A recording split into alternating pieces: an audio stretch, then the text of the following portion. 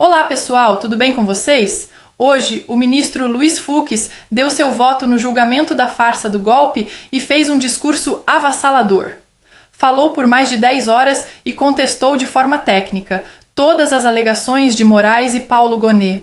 Eu separei alguns momentos em que ele critica togados que ficam nas redes sociais, relembra episódios de violência da esquerda, defende Bolsonaro e cita até a facada do Adélio.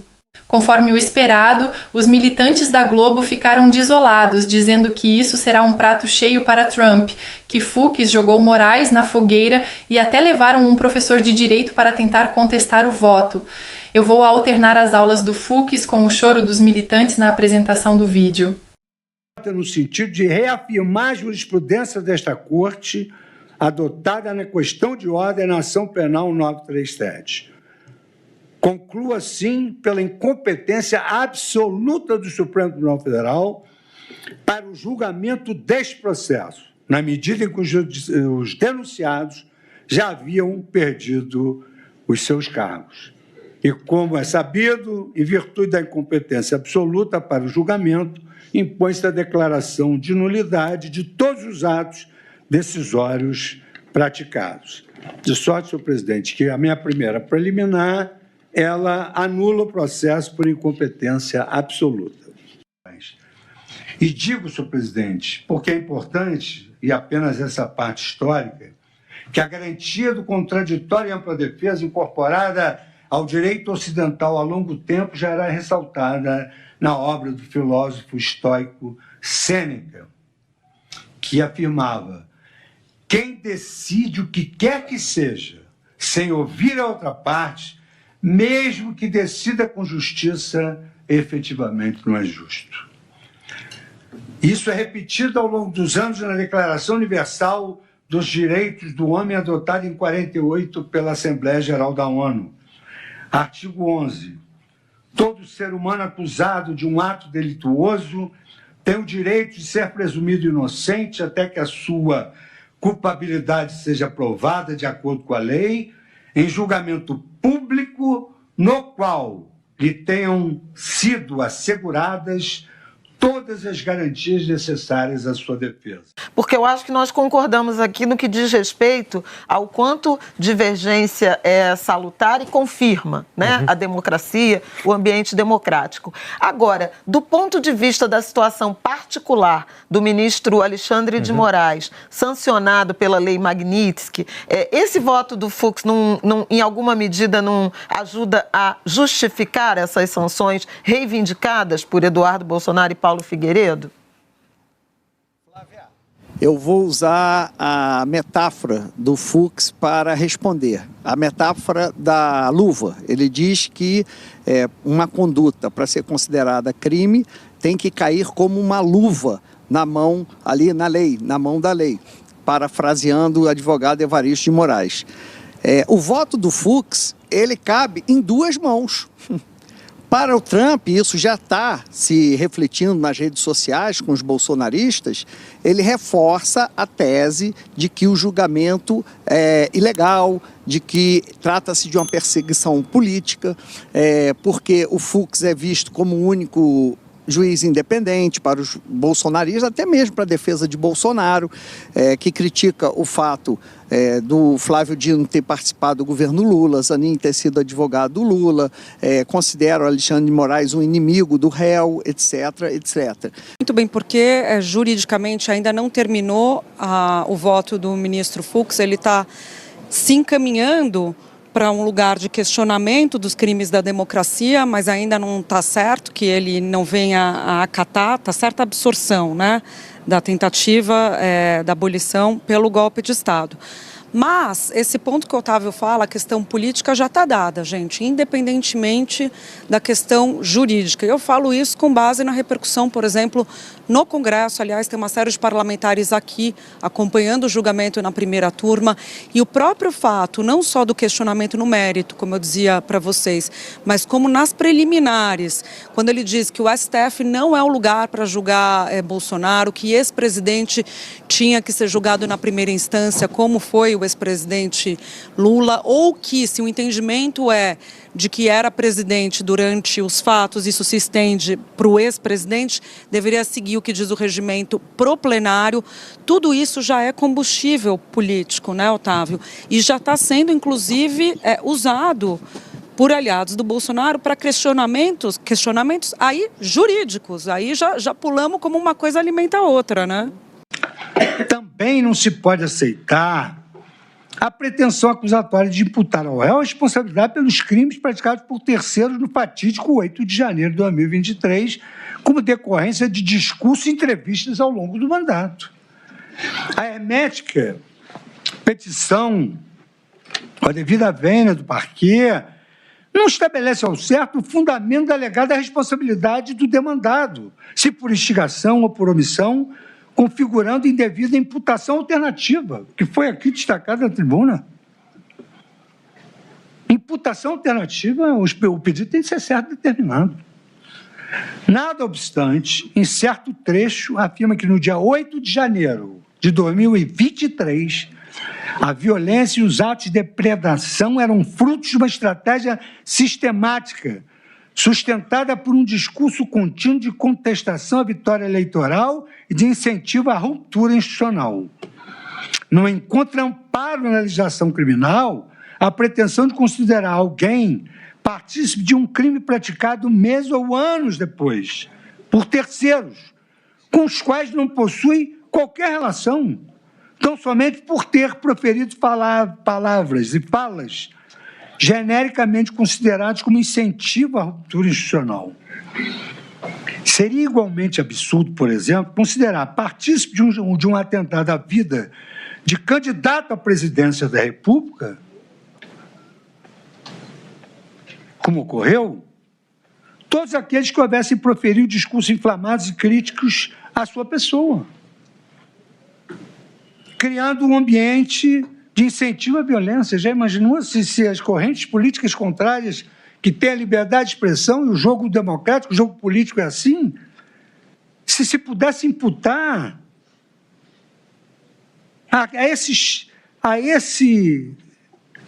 ao candidato opositor uma incitação que levou à violência contra o candidato à presidência da República, é desarrazoado equiparar palavras a atos efetivos de violência, como um ataque com faca, notadamente quando o ato do agressor rompe qualquer nexo causal de que poderia cogitar com relação a discursos anteriores.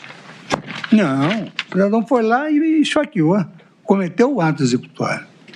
O ministro Fux não disse nada que fosse novo, né? As defesas todas alegaram deram todos esses argumentos que ele deu, e muita gente na opinião pública acha também igual, e não precisa ser bolsonarista para achar igual. Você é bolsonarista quando você diz que não houve tentativa de golpe. Aí você está no mundo político e tal. Mas os detalhes da pena, você pode discordar, eu acho que o Fux está numa linha de discordância. Eu acho que ele sabe que é minoritário e o que ele está querendo é marcar uma posição dele e explicitar os dados que podem levar a uma revisão desse julgamento, que também já era previsto, já era uma coisa que muita gente falava, que vários erros de procedimento, tanto do relator quanto do processo em si, o tenente-coronel Cid também, a delação premiada muito confusa.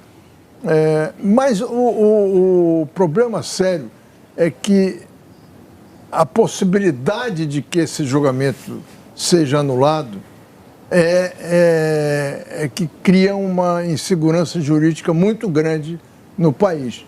Assim como quando foram anulados todos os julgamentos envolvendo não só o ex-presidente Lula, mas todos os da Lava Jato, todos, os que confessaram, os que não confessaram, os que devolveram dinheiro, sumiu tudo, acabou. Isso não é possível, esse país não vai para frente assim. Eu acho que o mais complicado disso tudo é exatamente você não conseguir fazer um processo judicial que seja infenso a esse tipo de... Isso na história do país. Quantos processos envolvendo bancos, envolvendo grandes figuras foram anulados por questões técnicas? Todos. Não teve um. Acho que o Mensalão foi o único que foi adiante. Então, isso é que me preocupa. O que ele disse, muita gente pode estar dizendo que está errado, que ele é bolsonarista, que não sei, mas muita gente concorda com ele. E aí a gente tem que tomar cuidado com isso, porque senão esse país não vai andar para frente, não. É fato notório que em todos esses eventos houve envolvimento de pessoas doutrinadas pela estratégia denominada Black Bloc, destinada a incitar a população à desobediência civil por meio de atos violentos, em especial a depredação de agências bancárias, concessionárias de veículos e prédios públicos.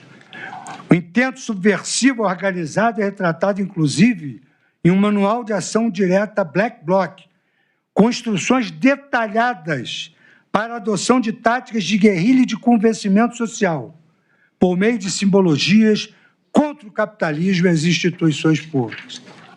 Agora vem a perplexidade. Nada obstante, em nenhum desses casos, oriundo dessas manifestações políticas violentas, até pela data, se cogitou de imputar aos seus responsáveis os crimes previstos na então vigente Lei de Segurança Nacional, que repetia a disposição tentar mudar com emprego de violência ou grave ameaça a ordem ou regime vigente ou o Estado de Direito. Tentar impedir com emprego de violência ou grave ameaça o livre exercício de qualquer dos poderes da União dos Estados. Devastar, saquear, incendiar, depredar, provocar explosão, praticar atentado pessoal ou atos de terrorismo por inconformismo político. E outros delitos que todos se enquadravam nessas condutas. Nas investigações ocorridas no âmbito de São Paulo, as condutas dos Black Blocs foram apuradas à luz do artigo de associação criminosa e milícia privada do Código Penal. Consoante noticiado na imprensa, apenas alguns casos resultaram em condenações criminais em julho de 2015. Cita, ele faz um paralelo com as manifestações de 2013, onde teve quebra-quebra, onde teve confronto com a polícia, situações muito semelhantes com o 8 de janeiro. E ele alega, ele sustenta em seus votos que nenhuma daquelas pessoas foi processada com base na Lei de Segurança Nacional, que era um entulho autoritário que existia, mas que corresponde ao que hoje nós temos, que são as leis de golpe de Estado e tentativa de abolição do Estado democrático de direito. Esse paralelo para o senhor faz sentido? Olha, Otávio, eu acho que faz muito pouco sentido, né? Porque, de novo, é a coisa do teórico e da prática. O que não havia para os Black Blocs, o que não havia para o movimento Passe Livre, o que não havia no Fora Dilma, no Fora Temer, não havia as Forças Armadas. Esses grupos foram todos refreados prontamente pela ordem de segurança pública, né? Isso não é uma diferença circunstancial, né? Isso faz absoluta diferença, porque é claro que uma indignação popular, né, ainda que no Fora Temer, né? Mas veja, era fora Temer. O que eles queriam era a remoção, a renúncia do presidente, né? A demanda não era assume fulano, ou intervenção militar, ou AI-5, né? Então, o povo na rua pedindo a destituição do presidente, ainda que se quebrem algumas vidraças, eu acho que é um custo que a democracia tem que suportar mesmo. A diferença essencial aqui é remover um presidente eleito com o apoio das Forças Armadas para substituição por uma junta militar, que apenas por um registro histórico não usaram a mesma palavra que pegaria mal, então tinha lá um gabinete de crise, alguma coisa assim.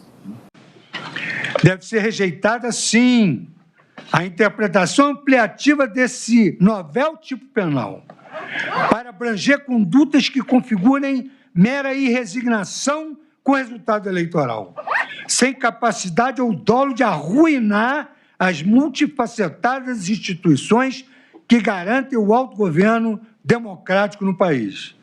Com efeito, diferentemente de nós, juízes, que devemos nos abster de declarações públicas frequentes, notadamente as de cunho político, haja visto o nosso dever constitucional de preservar a independência e a imparcialidade das instituições que integramos, os agentes políticos, diferentemente, e os agentes públicos eleitos, devem, por natureza, engajar-se no debate público.